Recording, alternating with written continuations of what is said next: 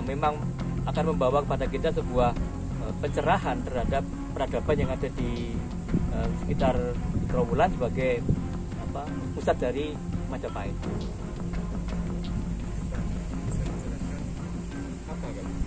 Ya, nah jadi begini, untuk menyebut sebagai istana itu kan menurut kami dengan data berupa dinding semata yang keliling begitu memang masih berat, karena untuk istana itu harus ada dukungan data faktual yang lain, di mana memang dukungan bukti pemukiman.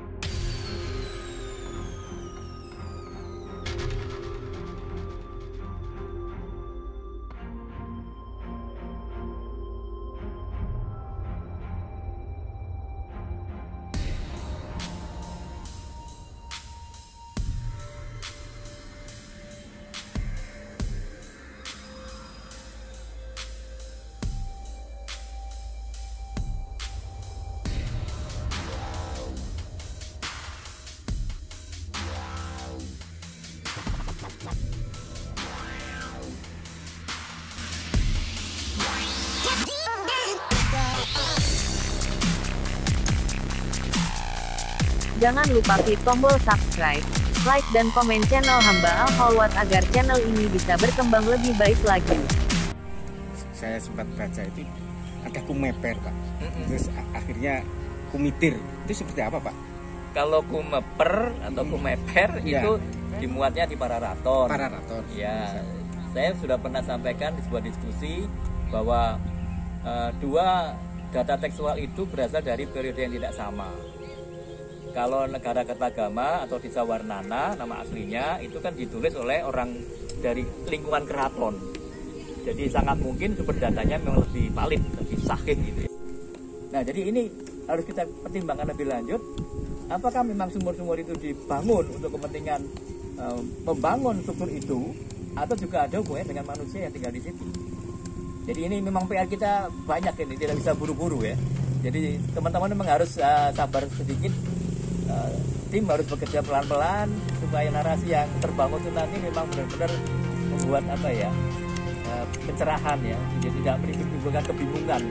Karena kalau kita tidak hati-hati, ya akan dimaksud. Ya, itu pun juga harus kita kaji karena apa?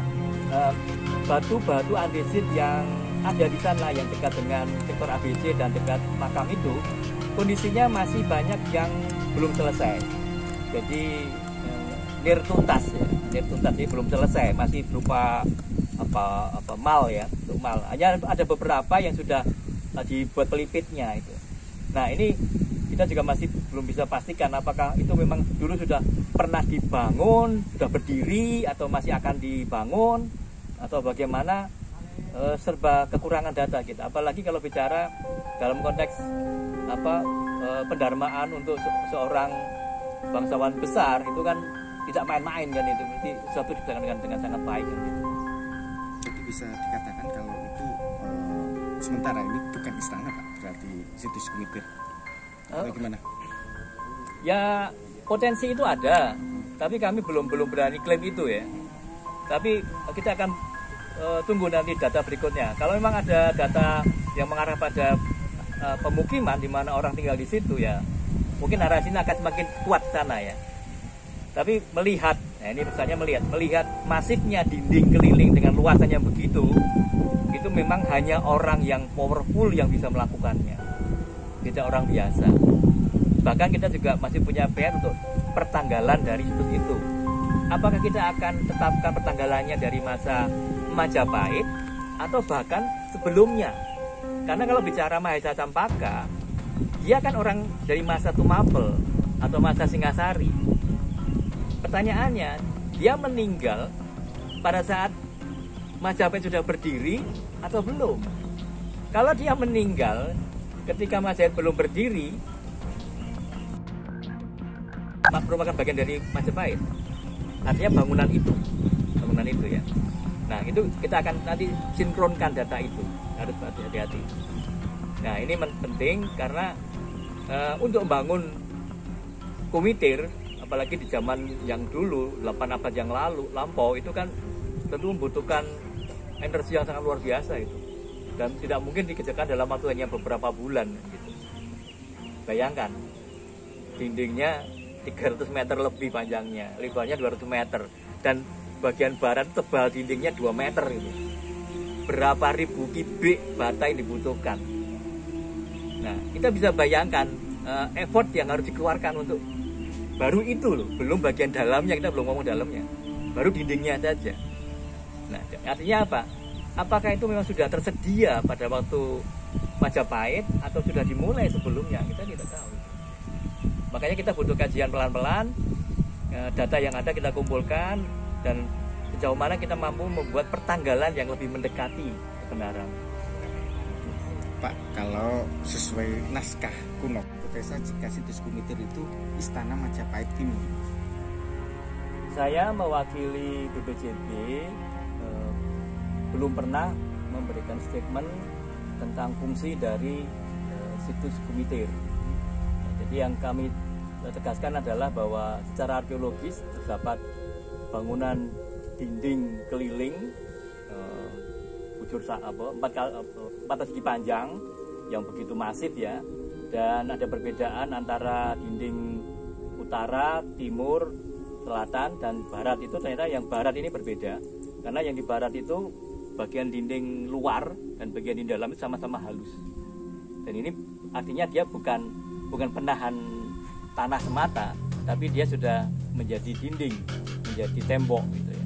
Sedangkan yang di bagian timur yang paling jelas itu bagian luarnya halus, bagian dalamnya tidak rata. Mengapa? Karena fungsinya dia adalah sebagai talus, sebagai penahan tanah yang ada di dalamnya itu. Karena memang polanya adalah pola, kalau dalam bahasa sekarang. Jangan lupa klik tombol subscribe, like dan komen channel Hamba Al-Holwat agar channel ini bisa berkembang lebih baik lagi. Tinggi, tanah yang ditinggikan.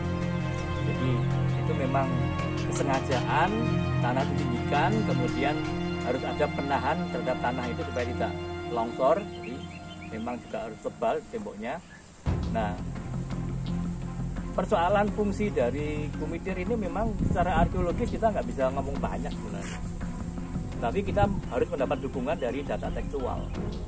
Nah, data tekstual yang kita dapatkan itu harus kita kaji lebih teliti lagi. Apakah memang benar apa yang disebutkan dalam data tekstual, apakah itu kakawin atau serat atau babat misalnya, itu memang mengarah pada bangunan di Kumitir itu. Dari kesamaan nama boleh kita terima, tapi dalam konteks yang lain kita harus hati-hati, karena kalau ini dipublish, ini tentu harus memberikan pencerahan atau hal yang memang bisa diterima oleh khalayak ramai gitu. Kami tidak berani spekulasi, namun kita akan melihat apakah data di lapangan itu benar-benar terdukung oleh data tekstual. Karena kalau dalam arkeologi itu kita berangkatnya kan dari data di lapangan semata. Sedangkan untuk membuat narasi lebih lengkap, kita membutuhkan data tambahan, data pendukung dari data tekstual yang sejaman. Nah, ini menarik dan ini menjadi PR kami agar nanti dalam membuat narasi ke depan itu memang memperkaya khasanah keperbekalan yang ada di sekitar Trowulan ini. Yang jelas bahwa temuan Kumitir itu adalah temuan yang spektakuler dan memang akan membawa kepada kita sebuah pencerahan terhadap peradaban yang ada di sekitar Trowulan sebagai pusat dari Majapahit.